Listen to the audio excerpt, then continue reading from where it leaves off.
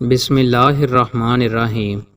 رسول اللہ صلی اللہ علیہ وآلہ وسلم نے ارشاد فرمایا، بلند آواز سے قرآن پڑھنے والا ایسا ہے جیسے کھلے عام صدقہ دینے والا، اور آہستگی و خاموشی سے قرآن پڑھنے والا ایسا ہے جیسے چھپا کر صدقہ دینے والا۔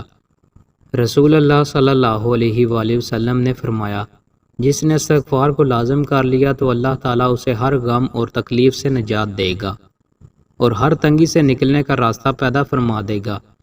اسے ایسی جگہ سے رزق عطا فرمائے گا جہاں سے اسے وہم و گمان بھی نہ ہوگا۔ رسول اللہ صلی اللہ علیہ وآلہ وسلم نے ارشاد فرمایا، اللہ سے پناہ مانگا کرو آزمائش کی پریشانیوں سے، بدبختی سے، برے خاتمے اور دشمن کے ہنسنے سے۔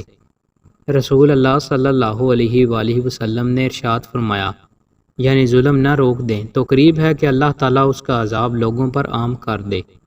رسول اللہ صلی اللہ علیہ وآلہ وسلم نے ارشاد فرمایا، وہ نوجوان جس کی جوانی اللہ کی عبادت فرما برداری میں گزری، اللہ تعالیٰ اسے قیامت کے دن اپنے عرش کا ٹھنڈا سایہ نصیب فرمائیں گے۔